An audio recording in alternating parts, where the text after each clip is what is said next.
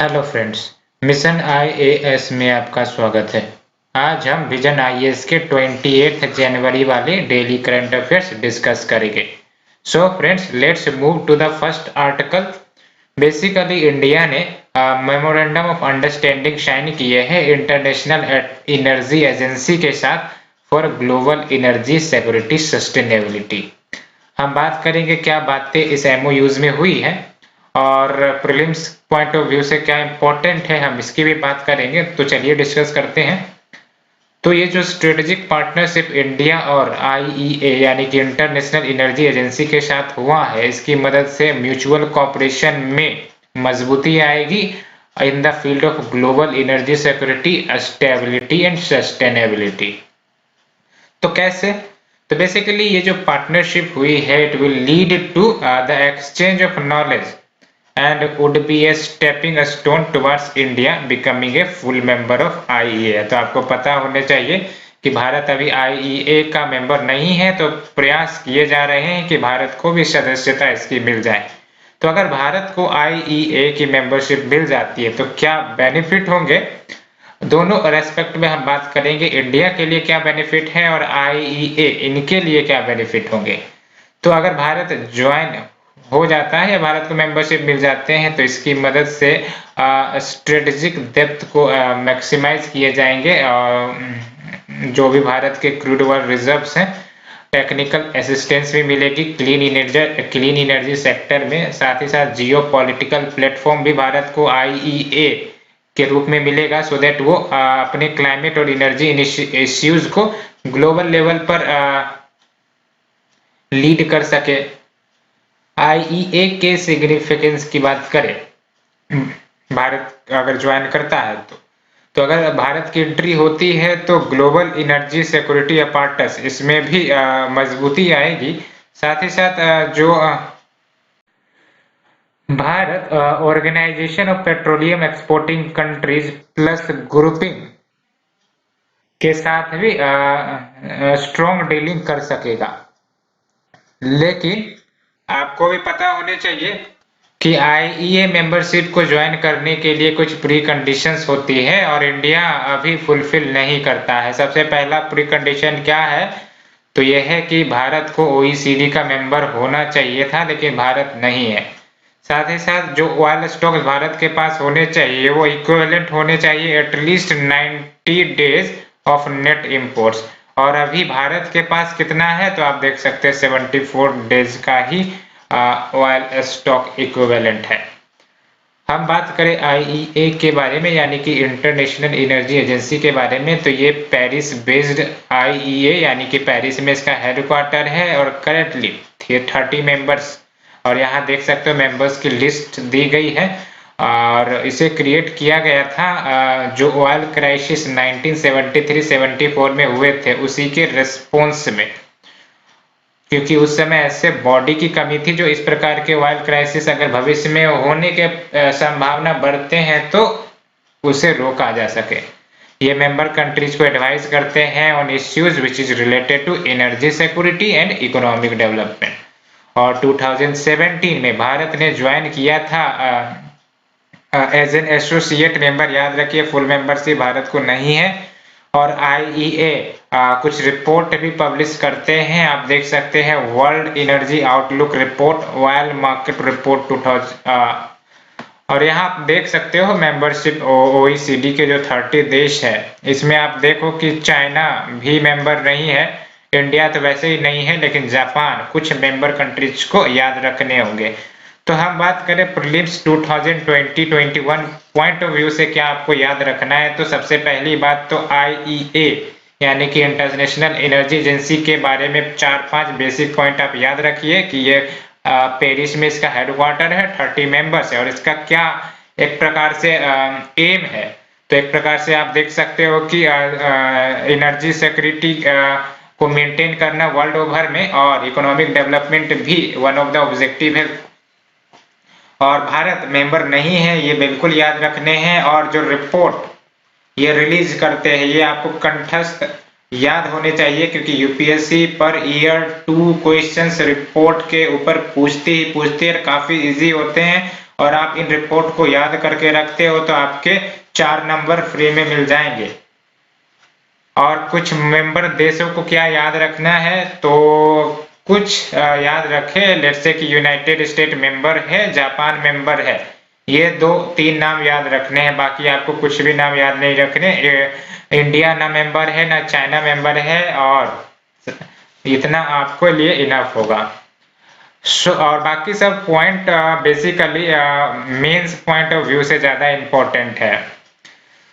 सो यहाँ पर pre conditions दे रखी है, तो you don't need to remember the preconditions because it is more और less related to mains point of view. So let's move to the next article. तो भारत ने $1,15,000 का basically place किया है United Nation peace building fund में contribute करने का। तो हम बात करेंगे इस फंड के बारे में, और पीस बिल्डिंग जो टर्म है इसका क्या मतलब होता है। चूंकि ये यूनाइटेड नेशन से जुड़ी खबर है तो प्रीलिम्स और मेंस दोनों के लिए इंपॉर्टेंट हो जाती है। और हम देखेंगे तो ये जो पीस बिल्डिंग फंड है ये यूनाइटेड नेशन का एक फाइनेंशियल इंस्ट्रूमेंट कह सकते हो, फर्स्ट रिजोर्ट, जिसकी मदद से पीस को सस्टेन किया जाता है उन देशों में जो या जहां वायलेंट कन्फ्लिक्ट नजर आते हैं, या फिर जो देश वायलेंट कन्फ्लिक्ट से प्रभावित हैं, या फिर वहां वायलेंट कन्फ्लिक्ट होने के चांसेस बने रहते हैं। और as a part of 2020-24 strategy, ये जो पीस बिल्डिंग फंड है इसके तहत $1.5 बिलियन की जरूरत होगी फॉर 2020-24। दैट्स व्हाई जो विभिन्न देश हैं, विभिन्न कंट्रीज हैं, वो कुछ ना कुछ कंट्रीब्यूट कर रहे हैं, जिसमें इंडिया भी कंट्रीब्यूट कर रहा है। और अगर हम बात करें पीस बिल्डिंग फंड की, तो ये इंटीग्रेटेड यूएन रिस्पॉन्सेस को सपोर्ट करता है to fill the critical gaps. क्या क्रिटिकल गैप्स फिल करता है ये तो आप देख सकते हो। It responds quickly and with flexibility to peace building opportunity. साथ ही साथ it catalyses the processes and resources in a risk tolerant fashion. PBF UN entities के साथ इन्वेस्ट कर सकते हैं, गवर्नमेंट के साथ भी इन्वेस्ट कर सकते हैं, regional organisations, multilateral banks etcetera. और पीबीएफ फाइनेंस भी करता है पीस बिल्डिंग कमीशन को। और पीस बिल्डिंग कमीशन की बात करें तो आप देख सकते हो इंटर गवर्नमेंटल एडवाइजरी बॉडी है जो पीस एफर्ट को सपोर्ट करता है कन्फ्लिक्ट अफेक्टेड एरियाज में।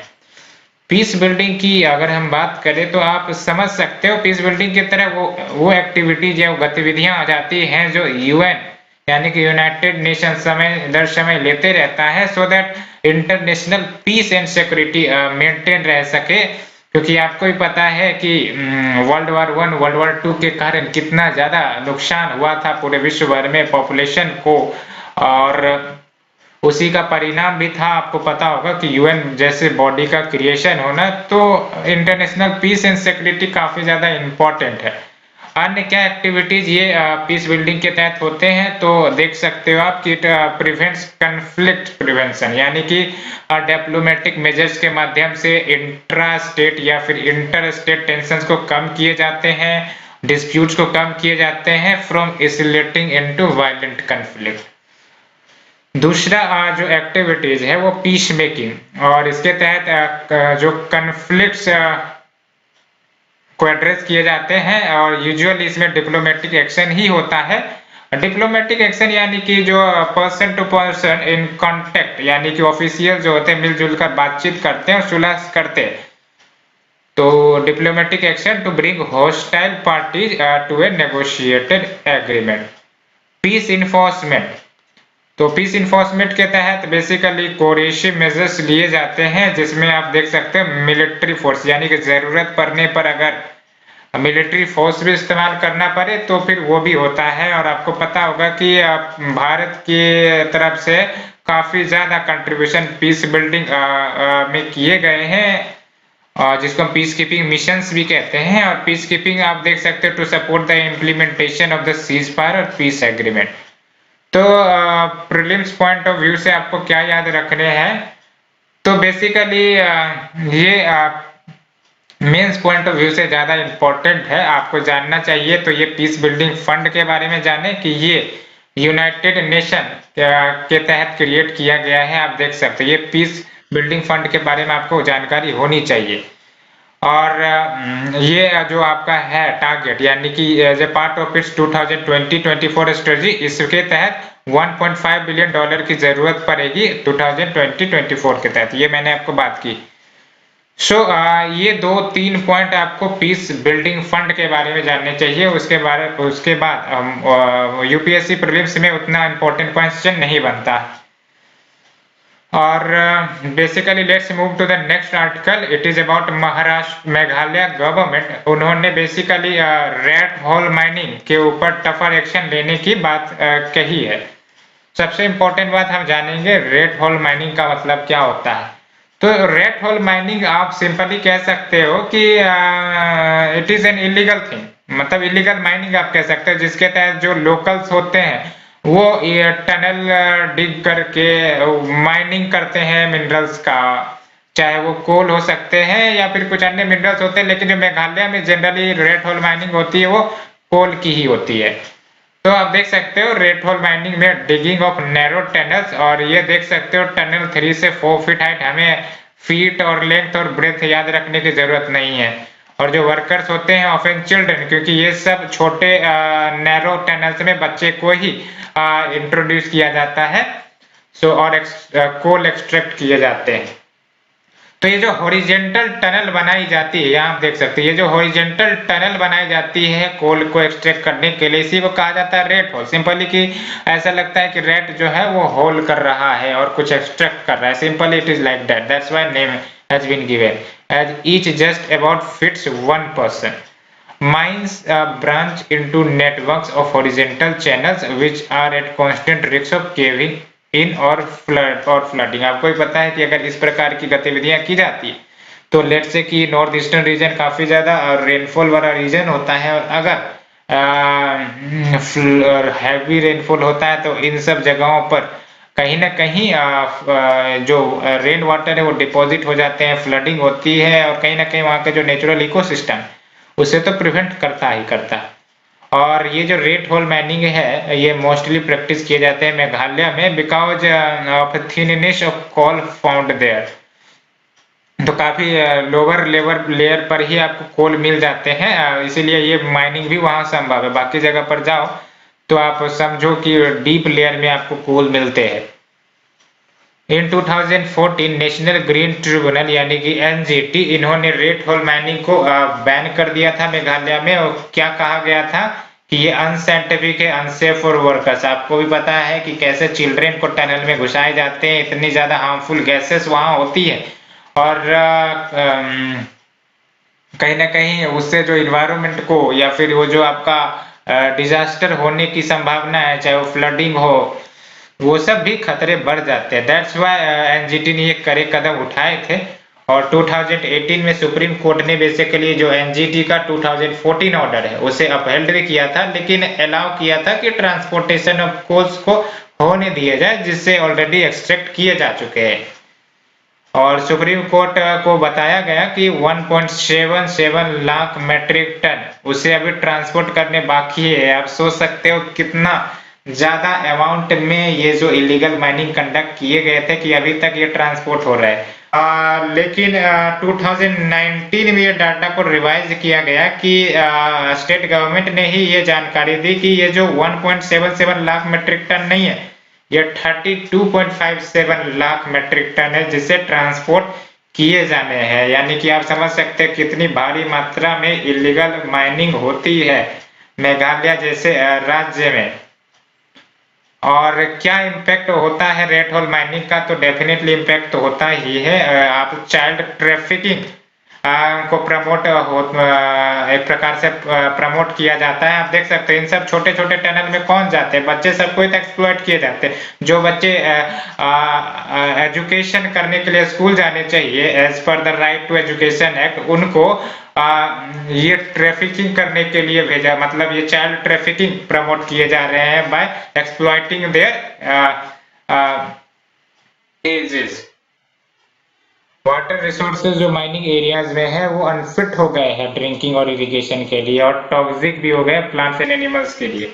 और माइनिंग बैन होने के बाद there are demands for rehabilitation और alternative employment for local people, क्योंकि ये सब जब माइनिंग बंद हो गई तो डेफिनेटली ये जो पीपल काम करते थे वो कहाँ जाएंगे, उनकी जॉब्स क्या होगी, इन सब के बारे में तो डिमांड रेज होंगे तो इनके रिहेबिलिटेशन करने की जरूरत है, इस प्रकार की डिमांड उठती रहती है।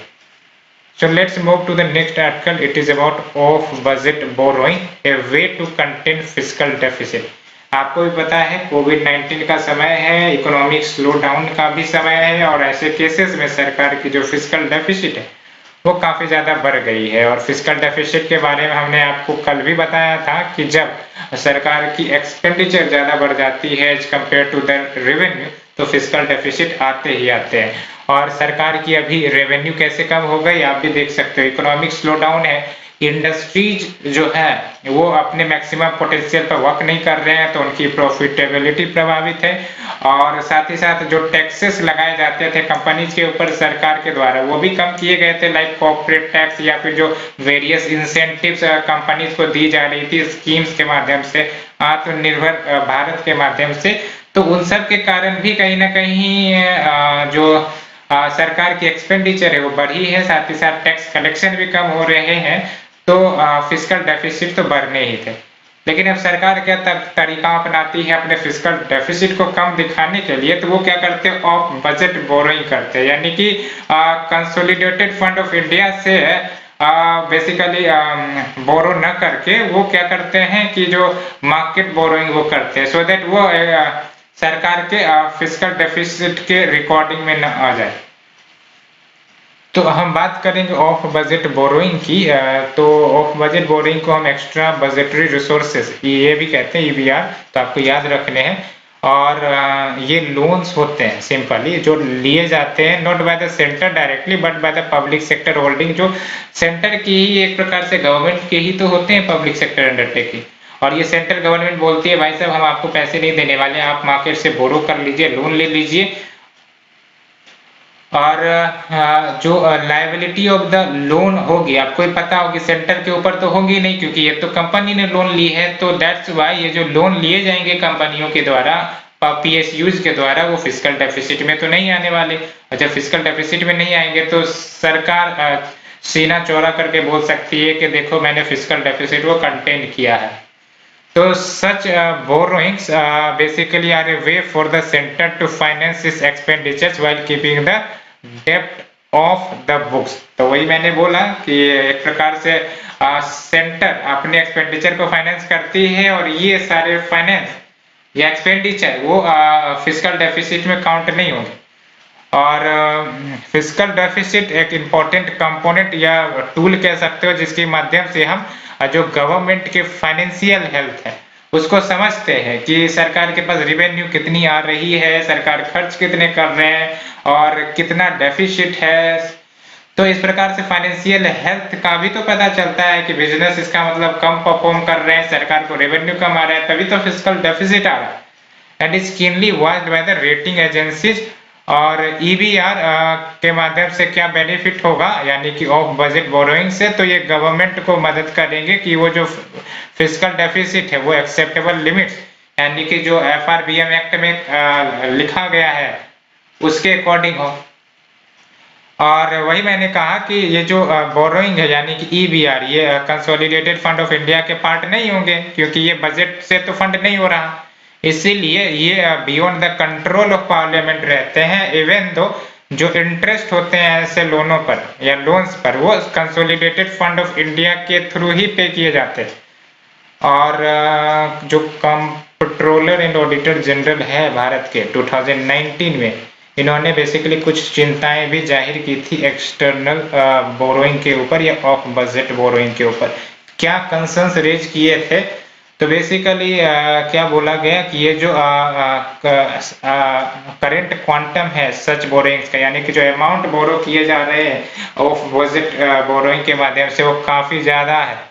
और करंट पॉलिसी फ्रेमवर्क जो फिस्कल डेफिसिट को डील करता है वो उसमें ट्रांसपेरेंसी डिस्क्लोजर्स की कमी है, मैनेजमेंट स्ट्रेटजी की कमी है for comprehensively managing such borrowing.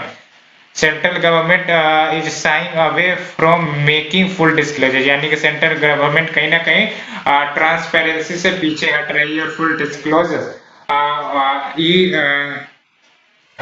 EBR यानी कि एक्स्ट्रा बजटरी रिसोर्सेज के बारे में नहीं शेयर कर रही है। तो बात करते हैं प्रीलिम्स 2021 के लिए क्या इंपॉर्टेंट है आपके लिए। तो फिस्कल डेफिसिट के बारे में आपको बिल्कुल जानना है, और ये ऑफ बजट बोरोइंग का क्या मतलब होता है ये भी जानना है कि ऑफ बजट बोरोइंग मतलब we don't take the money from the consolidated fund of India, directly PSUs को बोलते हैं कि आप अपने अपने इंतजाम कर लो। और इसके क्या इम्प्लीकेशंस हो सकते हैं ये आपको प्रीलिम्स 2021 के ऑप्शंस में आपको मिल सकता है। लेकिन हमेशा याद रहे जब ये ऑप्शंस देगी इम्प्लीकेशंस के बारे में, अगर प्रीलिम्स में क्वेश्चन पूछता है तो याद रहे वहां पर क्वेश्चन मस्ट नहीं होगा, यहाँ पर रहेगा तो इट में decrease the credit ratings of India, इस प्रकार के ऑप्शन रह सकते हैं। जो बुरे बुरे ऑप्शन रहेंगे उसको आप टिक मार देना। और हाँ, इसके बारे में तो मैंने बात ही नहीं किया। FRBM एक्ट के बारे में 4-5 शब्द आपको पता होने चाहिए। जो टारगेट सेटअप किए गए हैं FRBM के तहत फिस्कल डेफिसिट के, वो आपको पता होने चाहिए। इस आज की न्यूज में तो वो नहीं दिया है, लेकिन हम कुछ अगले दिन में डिस्कस कर लेंगे। इस टॉपिक में क्या आपको याद रखना था, तो हाँ, यहाँ आप ज्योग्राफी पॉइंट ऑफ व्यू से मेघालय कौन कौन से स्टेट के साथ बॉर्डर शेयर करता है, और कुछ important tribes of Meghalaya, Gairo, खासी, जेनेतिया, इनके बारे में जानना चाहिए आपको। और जो वेस्ट से ईस्ट जो अरेंजमेंट है गैरो, खासी, जेनेतिया की, इसको आपको कंठस्थ याद रहने चाहिए। और आपको भी पता होगी कि मेघालय में एक स्पेशल इरिगेशन सिस्टम है जहाँ जो बैम्बूज होते हैं उसका इस्तेमाल किए जाते हैं to transfer the water from one place to another, तो ये भी याद रखना है। और रेड होल माइनिंग वहाँ तो फेमस है ही है, ये तो याद रखना है। तो रेड होल माइनिंग क्या है इसके बारे में आपको पता होने चाहिए, और ये भी पता होने चाहिए कि रेड होल माइनिंग बैंड है और 2014 में एनजीटी के द्वारा बैन किया गया था। और एनजीटी के बारे में भी 4-5 लाइन आपको पता होने चाहिए। ये विजन आईएएस के जो मंथली करंट अफेयर्स होंगे उसमें एक्चुअली कवर हो जाएंगे। सुप्रीम कोर्ट ने भी उस डिसीजन को अपहोल्ड किया था। तो बाकी आपको जो इम्पैक्ट है रेड होल माइनिंग, ये मेंस पॉइंट ऑफ व्यू से ज्यादा इंपॉर्टेंट है। होप आपको ये जो पॉइंट है आपको क्लियर हो गई होगी। Let's move to the next article.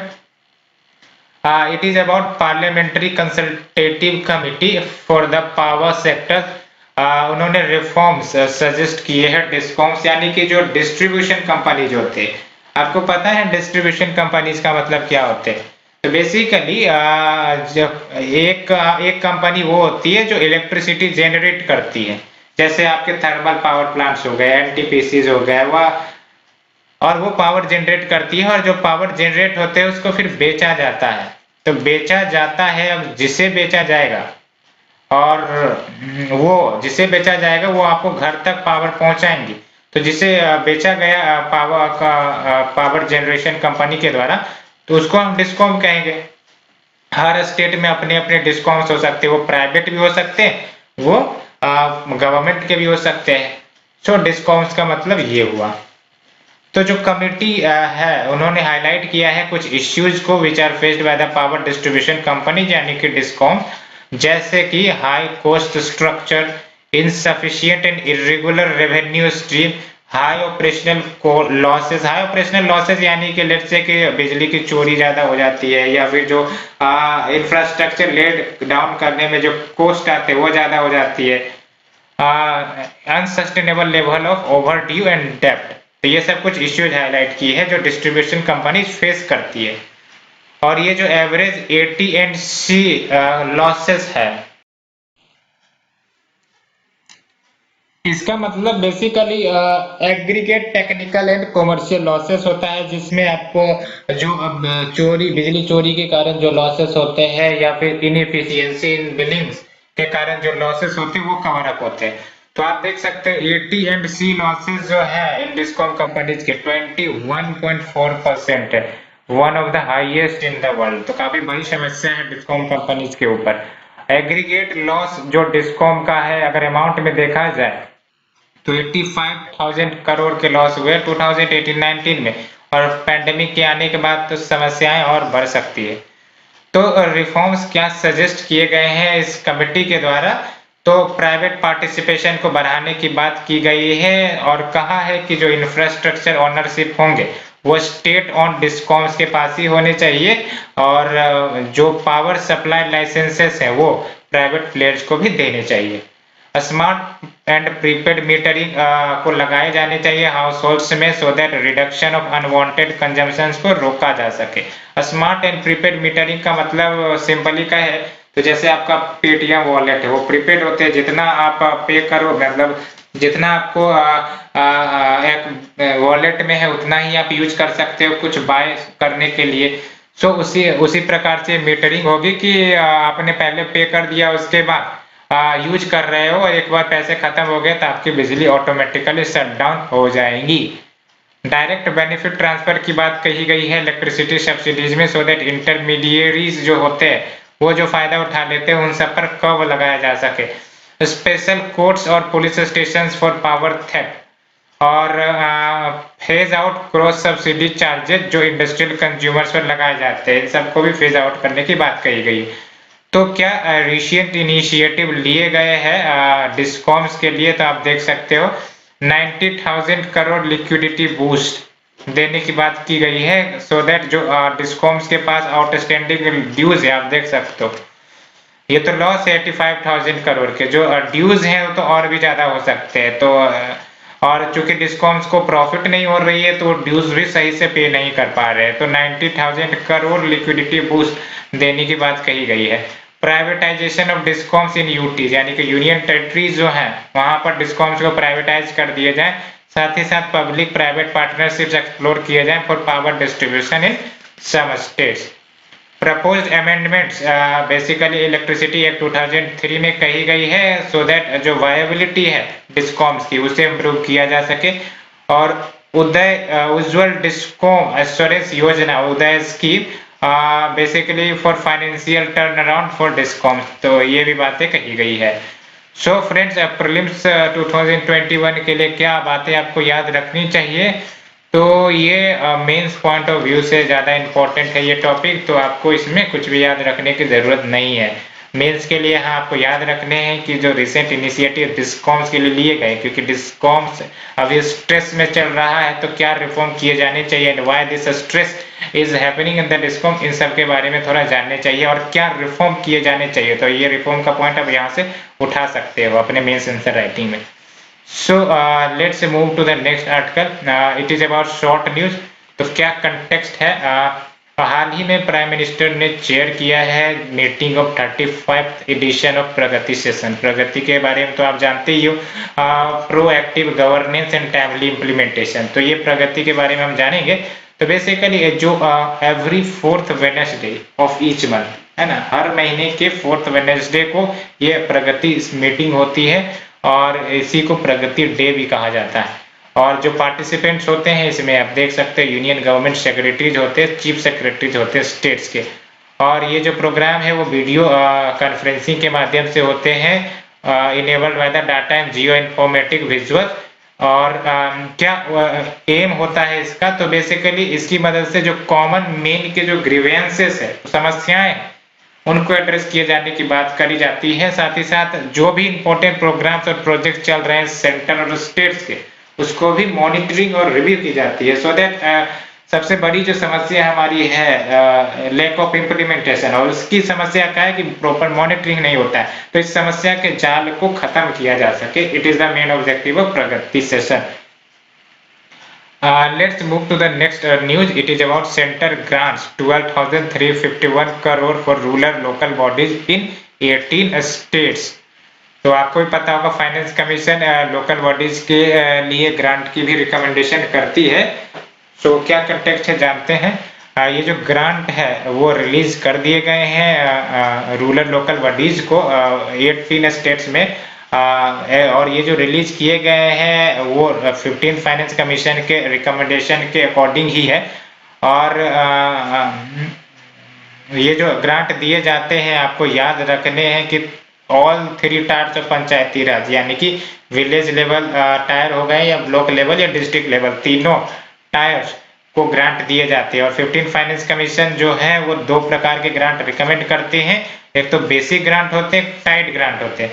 क्या मतलब होता है बेसिक ग्रांट का, और आपको ये पता होने चाहिए ग्रांट का मतलब पैसे एक बार दे दिए, इसको लोन कुछ के रूप में वापस देने की जरूरत नहीं है गवर्नमेंट को या लोकल बॉडीज को, और ये एक प्रकार से गिफ्ट के रूप में मान सकते हैं। लेकिन हाँ, कुछ टर्म्स एंड कंडीशन होते हैं, तो टर्म्स एंड कंडीशन देख लीजिए क्या है। पहली जो बेसिक ग्रांट है उसके तहत क्या होते हैं कि ये जो ग्रांट है वो लोकल बॉडी यूज कर सकते हैं लोकेशन स्पेसिफिक फेल्ट नीड्स, यानी कि जो पार्टिकुलर समस्या है किसी रीजन की, उस पार्टिकुलर समस्या को डील करने के लिए बेसिक ग्रांट का इस्तेमाल हो सकता है। लेट्स से कि किसी गांव में पाइप्ड ड्रिंकिंग वाटर अवेलेबल नहीं है, तो बेसिक ग्रांट की मदद से उसका वो इस्तेमाल कर सकते हैं।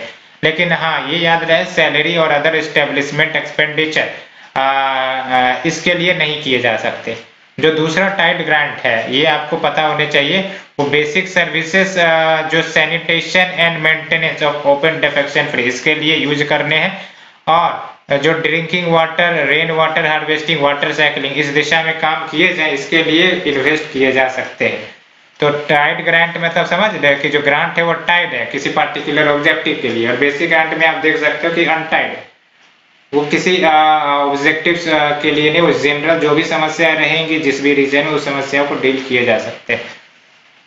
Let's move to the next article. It is about government to launch consumer expenditure survey with revised methodology. तो क्या context है? तो all India house hold consumer expenditure सर्वे, ये क्विनियल यानी कि हर 5 साल में ये कंडक्ट किए जाते हैं हाउस होल्ड CSC। कौन कंडक्ट करता है? National sample survey office NSSO ये कंडक्ट करते हैं, और इसे डिजाइन किए जाते हैं so that to collect information on the consumption spending pattern, यानी कि हाउस होल्ड आखिर वो किस चीज पर वो ज्यादा स्पेंड करते हैं, क्या वो हेल्थ है, एजुकेशन है, या फिर फूड है, किस चीज पर, ये पैटर्न फाइंड आउट करने के लिए ये डाटा कलेक्ट किए जाते हैं। और ये याद रहे अर्बन और रूरल दोनों में कलेक्ट किए जाते हैं। और it is also use to finalize weight for price indices and survey year, जो फिक्स होते हैं वो बेस ईयर के रूप में फिक्स किए जाते हैं for most micro economic indicator. Last CES जो सर्वे किए गए थे 2017-18 में, वो पुअर डाटा क्वालिटी के कारण अटक गए थे और सर्वे भी लॉन्ग हुआ था। दैट्स वाई आप देख सकते हो कि इसको फिर से मेथोडोलॉजी रिवाइज करके ये कंज्यूमर एक्सपेंडिचर सर्वे कंडक्ट किए जाएंगे। Let's move to the next news. It is about textile committee. तो क्या कंटेक्स्ट है? तो टेक्सटाइल कमिटी इन्होंने memorandum of understanding, MOU basically मतलब एग्रीमेंट कह सकते हो, लेकिन उस एग्रीमेंट को एक प्रकार से मैंडेटरी नहीं है कि वो फुलफिल करने ही होंगे, that means MOU। That's why many countries के साथ हम लोग MOU साइन करते हैं, क्योंकि पता है कि भविष्य में हो सकते हैं कि कोई प्रोग्राम या जो प्रोटोकॉल है वो इम्प्लीमेंट ना हो, इसलिए MOUs कहते हैं। लेकिन प्रोटोकॉल में क्या होता है कि आप जो भी प्रोटोकॉल साइन करते हो इसका मतलब you are binded to follow the protocol. तो ये जो MOUs साइन किए गए हैं मिसेस निसेकेन quality evaluation centre of Japan के साथ, ये जो टेक्सटाइल एक्सपोर्ट जो जापान को किए जाते हैं उसमें और बूस्ट मिलेगी। आपको पता है कि जापान रिसोर्स डेफिसिट नेशन है, वहाँ कॉटन सब प्रोड्यूस नहीं होते, वो भारत में जो कॉटन तैयार होते हैं उनका वो एक्सपोर्ट करते हैं, फिर वहाँ पर वो फिनिश गुड बनाते हैं और अपने देश में और दूसरे जगहों में एक्सपोर्ट भी करते हैं। तो अगर हम बात करें टेक्सटाइल कमिटी के बारे में, तो ये स्टेट्यूटरी बॉडी है और ये मिनिस्ट्री ऑफ टेक्सटाइल के अंदर वर्क करती है, और इसका एम क्या होता है कि जो क्वालिटी है उसे इंश्योर किए जा सके all textiles and textile product, चाहे वो डोमेस्टिक यूज के लिए हो या फिर एक्सपोर्ट पर्पज के लिए हो। जो चेयरमैन होते हैं इस कमेटी के, याद रहे, नॉमिनेट किए जाते हैं गवर्नमेंट, सेंट्रल गवर्नमेंट के द्वारा। It is not textile minister, it is nominated by the central government कि चेयरमैन कौन होगा। और ये ओनली बॉडी है जो all the quality related needs प्रदान करते हैं टेक्सटाइल वैल्यू चेन के लिए इन्हें integrated format on A pan India basis. So let's move to the next article. It is about World Custom Organization. तो ये जो वर्ल्ड कस्टम ऑर्गेनाइजेशन है ये इंटरनेशनल कस्टम्स डे ये और इंस्टीट्यूट यानी कि इनके द्वारा ये डे बेसिकली इंस्टीट्यूट किया गया था और ये 26 जनवरी हर एक साल हेल्ड होता है। और अगर हम बात करें WCO यानी कि वर्ल्ड कस्टम ऑर्गेनाइजेशन के बारे में तो ये इंडिपेंडेंट इंटर गवर्नमेंटल, याद रहे इंटर गवर्नमेंटल यानी कि गवर्नमेंट टू गवर्नमेंट बॉडी है और इसका मिशन क्या है कि इफेक्टिवनेस और एफिशिएंसी कस्टम्स एडमिनिस्ट्रेशन में इनहांस किए जा सके। और WCO इंटरनेशनल स्टैंडर्ड तैयार करता है, कोऑपरेशन और कैपेसिटी बिल्डिंग भी करता है टू फैसिलिटेट लेजिटिमेट यानी कि legal trade, to secure a fair revenue collection and to protect society, providing leadership guidance and support to customs and administration. और WCO के मेंबरशिप की बात करें तो आप देख सकते हो 83 मेंबर्स है और भारत, यस बिल्कुल भारत शामिल है इस मेंबरशिप में और ये रेस्पॉन्सिबल होते हैं managing more than 98% of the world trade. समझ रहे हो कितना इंपॉर्टेंट है वर्ल्ड कस्टम ऑर्गेनाइजेशन और आपको भी याद रखनी है। It is let's move to the next news. It is about Kanha tiger reserve. तो इन्वायरमेंट सेक्शन में ये जो टाइगर रिजर्व्स होते हैं या नेशनल पार्क्स होते हैं जो करंट अफेयर्स में होते हैं यही सब तो पूछे जाते हैं और हम लोग इन्हीं पर ध्यान नहीं देते। सो क्वेश्चन जब आता है तो हमें लगता है कि ये तो करंट अफेयर में था ही नहीं, इसलिए इन सब टाइगर रिजर्व चाहे वो छोटे से छोटे न्यूज में क्यों ना रहे उसे आपको थोड़ा सा फॉलो ऑन करने चाहिए। जो नेशनल न्यूज़पेपर में आते हैं कम से कम उसमें तो फॉलो करने ही चाहिए।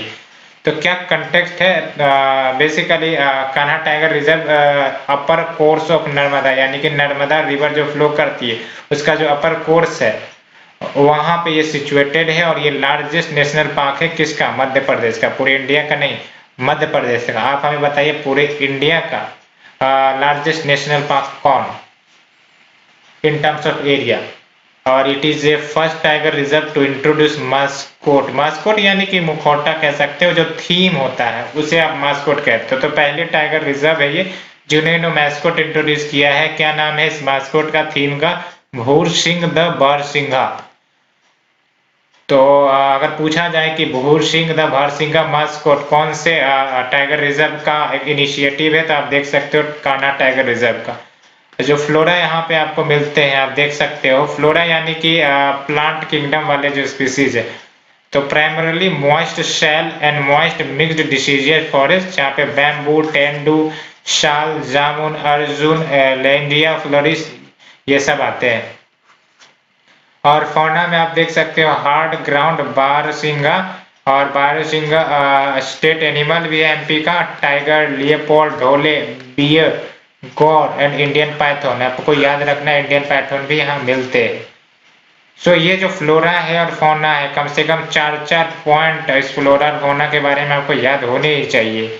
और इसका जो लोकेशन है कान्हा टाइगर रिजर्व का ये भी आपको पता होने चाहिए।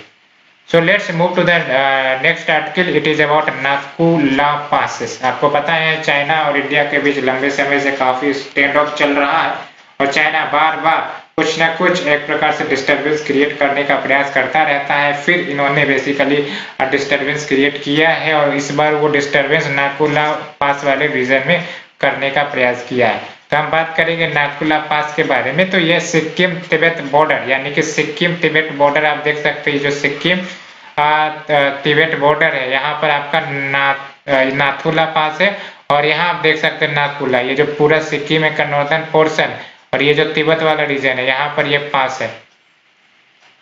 पासेस का मतलब कि जहाँ से आवागमन किया जा सके, दैट मीन्स द पासेस। और यहीं पर जो क्लैशेस की खबर आई है इंडिया और चाइना के बीच, अन्य पासेस जो सिक्किम में लोकेटेड है ये सब आपको याद रखने चाहिए। डोंगला पास, गोचा ला पास, जिलिप ला पास, नाथू ला पास, ये सारे पासेस कम से कम इतने पासेस तो आपको याद रहने चाहिए। और जो ये आपका नाथू ला पास है क्योंकि ये काफी ज्यादा न्यूज में रहा। अन्य पासेस जो इंडिया और चाइना के बीच में है आप देख सकते हो सिपकिला पास, जो हिमाचल प्रदेश में है, लिपू लेक पास उत्तराखंड में, दीपू पास अरुणाचल प्रदेश में और अघिल पास जम्मू एंड कश्मीर में। सो फ्रेंड्स, ये थी हमारी आज की आर्टिकल। होप आप लोगों को पसंद आई होगी, और अगर पसंद आ रही है तो प्लीज लाइक शेयर सब्सक्राइब जरूर करें friends. Thank you very much.